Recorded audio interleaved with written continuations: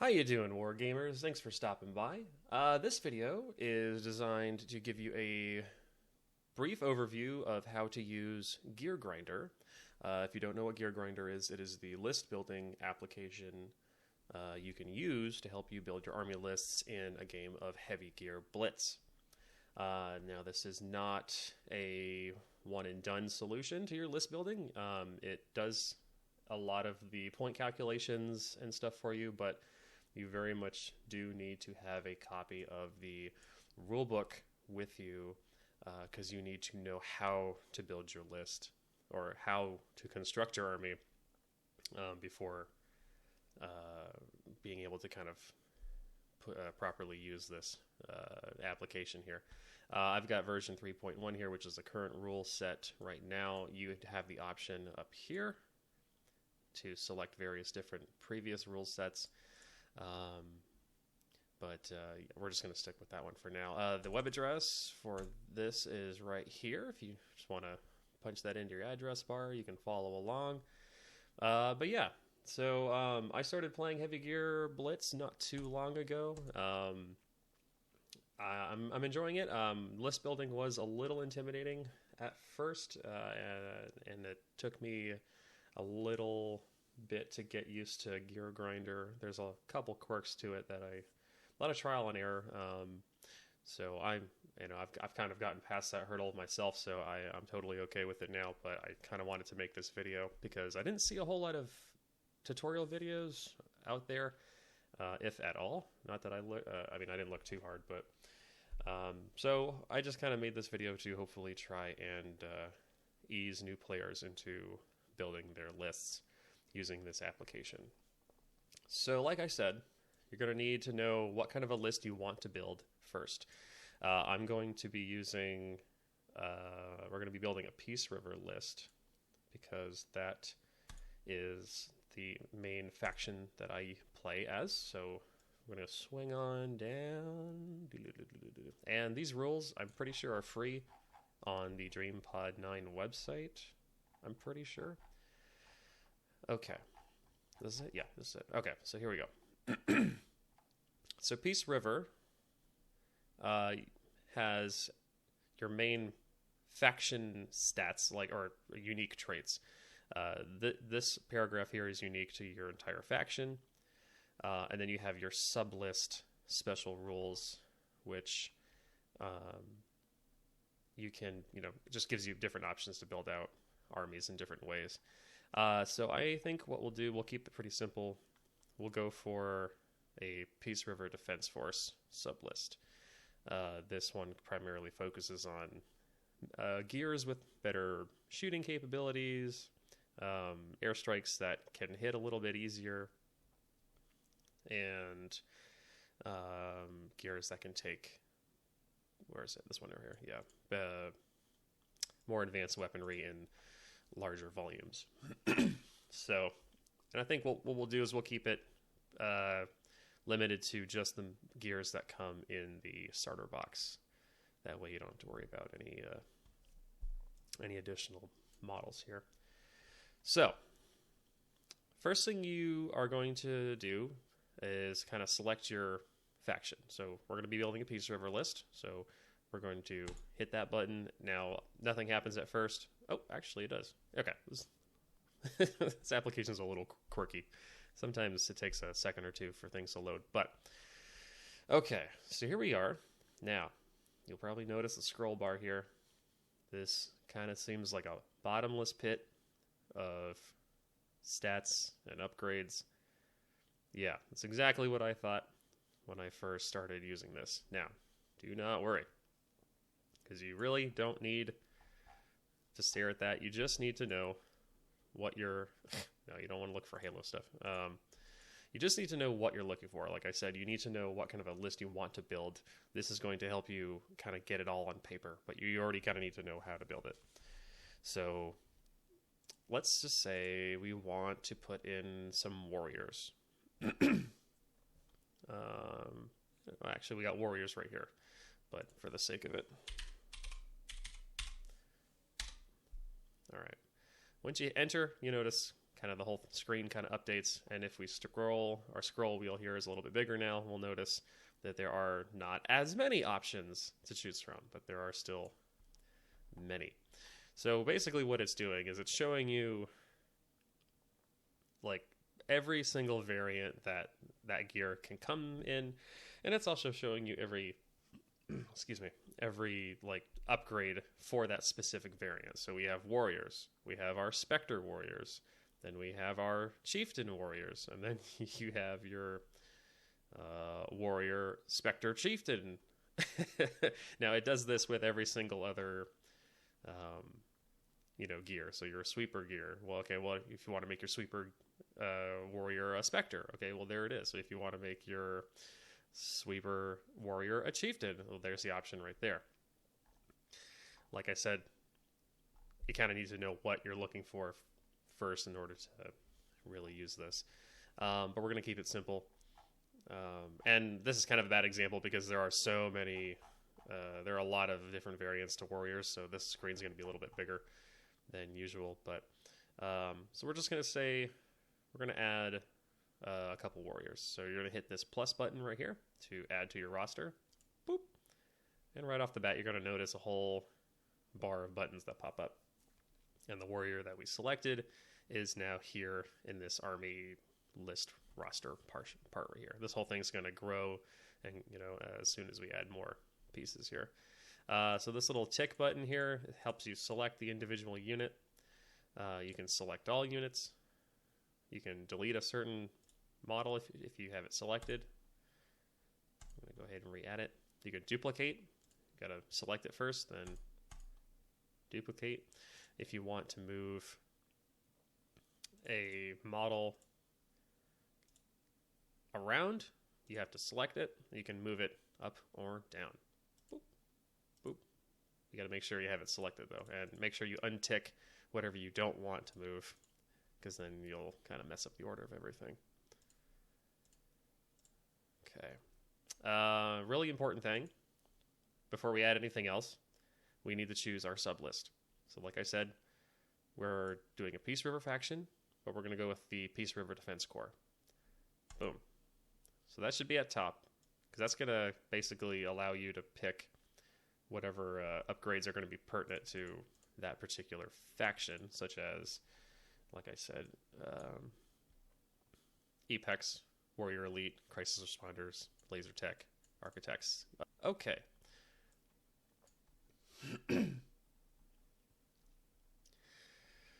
All right, so now that we told the program what faction we're running, we need to now figure out what kind of combat group we are going to build first. So we're going to just do,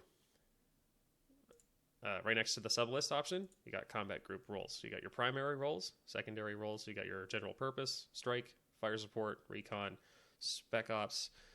I can't remember what these other two. I haven't been playing for more than a few months, so. But whatever primary role you're going to be looking for, it's going to be here. So we're going to just do general purpose. Now, the more recent things you add will end up at the bottom of your list, but for the sake of organization, we're going to move this up. There we go. All right, so now this basically will tell us that everything underneath this general purpose tag, it will be in that combat group. So we're going to go and, let's see. Combat groups have to have a minimum of 4 actions. That's right here. A for action. 1, 2, 3, 4. So now this general purpose combat group is now a valid combat group. So we're just going to go ahead and stick with that. To make one of these like a combat group leader, you want to go to common options over here. Boop. Oh, and make sure your search bar is clear, otherwise it's going to be looking for things that don't exist. So click on common options again. Come on. There we go. Okay. So now this list isn't as long. And again, once you're kind of used to this, if you know exactly what you're looking for, you just type it right in there. Otherwise, you can kind of skim a lot of this to kind of look for. We're looking for a combat group leader, which is right here. Shows you that a couple of different stats there, tactical or threat value, tactical value. I don't remember what it was. Rolls, all the different stats. In case this was a gear, a lot of this would be filled in already, same as over here. But combat group leader, we're going to add it. Boop. And there it is, spawns down at the bottom. We're going to make this warrior up top the combat group leader. I usually like to keep my leaders at the top of the group. But we're going to move it just underneath. And what this is going to tell the program is basically this unit has this upgrade. And anything you want to add to this guy, you got to put it directly underneath. Okay. Now, let's see, what else do we want to do? I think what we'll do is instead of making these regular warriors, we will, let's see, let's add a couple different variants. Let's actually make this, let's make the combat group leader a chieftain, which comes with slightly different stats. So we're going to go ahead and delete. And we're going to just type in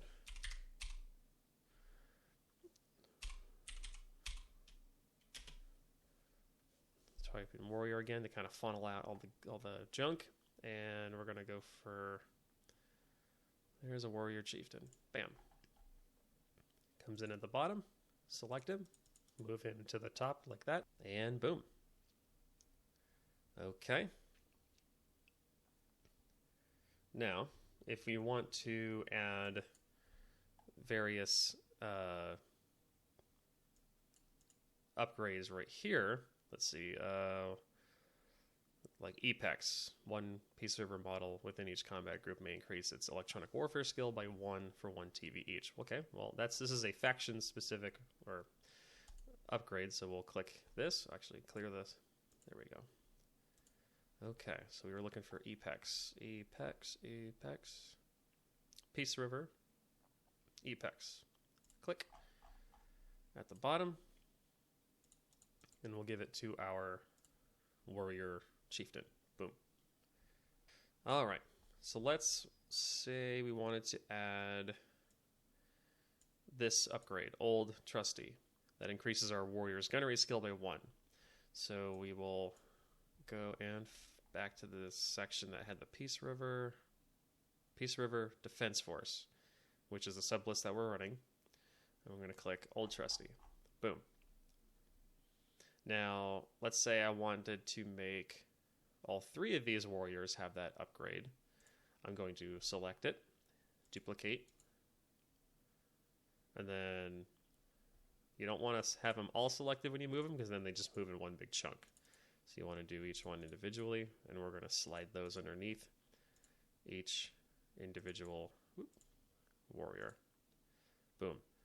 So now this warrior has Old Trusty with a gunnery skill increase. Same here, same thing here.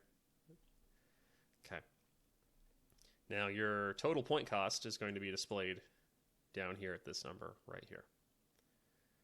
And let's see. Now that's about it for that group. Now let's add another one. Let's add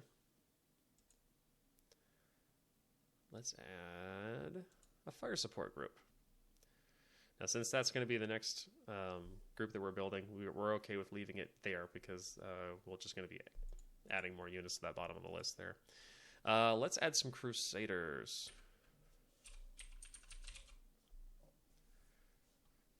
Okay, select the piece. There we go. Okay. Now, depending on the model, you'll have a lot to choose from or very little to choose from. Luckily, the Crusaders don't have a whole lot of options here. So you got your standard Crusader 4s, you got the Demolisher variants, the Scourge, Zeiston, and then you got various upgrades for each of those. Another thing, every time if you highlight the name of a gear, and the same goes for whatever's in your army list here, if you click on it, it opens up a little window that shows you all the different stats. You can actually click on the picture if you want, but it shows you all the different stats. Basically, a little combat card that you can use during the game, and I'll show you that later when we finalize this rule set here. But like I said, if you're not familiar with the rules, a lot of this is going to look like utter nonsense. So it's a good thing to have kind of read and understood the rule book prior to using this. But yeah, so we can go ahead and close out of that. Now, if you notice, the Crusader is a strike or fire support. He can only go in those two groups, so that's why we're going to be building our fire support group here. All right, so I want to add, the box comes with 3 Crusaders, so we're just going to add 3 Crusaders. Boom. Now, we only have 3 actions out of the 4 minimum, so we need 1 more gear. I'm a big fan of the skirmishers, so enter. All right. And skirmisher. So now, let's see, any particular...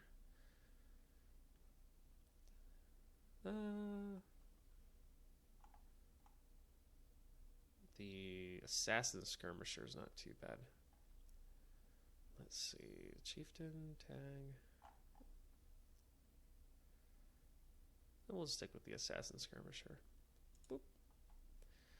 Now, like I said, I like having my combat group leaders at the front, and I'm going to be making the skirmisher the combat group leader. So we'll go back to common options, clear the search bar, combat group leader. And for the sake of, we're going to have a force leader. There we go. So we'll have the skirmisher be the force leader for the entire army that we have. So, boom, we're going to add that. So not only is he the combat group leader of his specific combat group, he's also the leader of our entire army. And if you click on these as well, they all have different descriptions. Now, these upgrades won't print off as physical cards, but it's just kind of there for your reference. Okay. All right, so now we have 2 combat groups that are completely valid. 1, 2, 3, 4. Yeah, 1, 2, 3, and 4.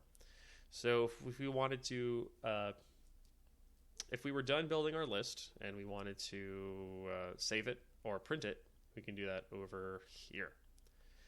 So you can save this, click, and boom, it immediately downloads as a roster file, and you'll want to stick that somewhere. You can load a roster that you've previously saved, but you're mainly going to go to printable, assuming you are wanting to print this. So we're going to click on that. Okay. Now, this is kind of your spreadsheet for all your different, everything that you're bringing right here. So you've got your general purpose, there's your fire support group, shows you all the different stats, movement, armor, hull structure, and the little pips where you can kind of tick that off as they take damage, and all their relevant stats. So right here you can kind of see the warriors here, they are initially a gunnery of 4, but because we gave them Old Trusty, it auto-calculates them to a 3-up. Okay. And let's see, I'm pretty sure there was another... Oh, down here at the bottom, you have various tabs. So to reference all your weapons, you click on that tab, and you have all the different names of your weapons you're bringing, the ranges, damage, any special rules. And if you click the tab below it, weapon traits, you have all those handy dandy explanations for your special rules like frag, area of effect, and whatnot. Farther down is trait reference. So certain gears will come with these, like the skirmisher, I'm pretty sure comes with agile. Your crusaders will have brawl. So all of these are going to be relevant to what you're actually bringing, so you don't have any, fluff or anything that you're not going to be using. And the one below that is your upgrade reference. So this is everything that you took as far as your upgrades go, in case someone needed it for reference. Now, what I usually do is I open up all of these tabs, and I print it as such. That way I can have all of those easily. Yeah, I can read all those, because if you close these and you go to print the, let's see here. Yeah, so if I have those closed, it doesn't display. So you want to make sure you have these untabbed. Boop. And then we'll do Control Print, and there is everything. If you used other apps like was it BattleScribe? You've got just 3 or 4 pages worth of rules reference, which is pretty normal for something like this. I print this off mostly for the reference material here at the bottom, but what I mainly use while playing is the data cards. So right here, click on data cards. Now this shows you all of the units that you're going to be bringing in kind of a nice, easily readable format. So everything is here. Let me see, 1, 2, all of our warriors, our skirmisher leader, and then the 3 crusaders. Now it's kind of odd looking right now, and they're kind of small, but they don't print that way. So if I go ahead and hit Control Print, so you can see here, it kind of organizes them. I actually typically like printing them in landscape mode, because the cards tend to be just a wee bit bigger. But there we go. There's all our 4 warriors and the other combat group just below it. You can mess with the scale, but what I have noticed is anything larger than 100%, you're printing way more pages than you really need to, unless you really want to have that easy visibility and you don't mind cutting these out, I guess, laminating them if you plan on reusing them over and over again. But for me, 100% scale works just fine. So at that point, you can go ahead and print, and it'll print it off as is, and then you can take a pen with you when you go to play and fill in the armor bubbles, the damage bubbles there, everything. Shows you everything that you need, and that's pretty much it. From this page, if you want to go back and edit your roster, you just hit Edit. It'll take you back, and there you go. If you use the back button in your browser, it will kind of essentially go back but refresh the page at the same time, and then you lose your entire list. So make sure you use like the in-application methods of navigation. But I think that's about it. I don't really think there's anything else to talk about. So yeah, hopefully this was helpful.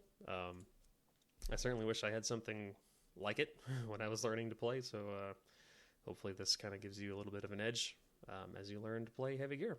Thank you folks for watching, and happy wargaming.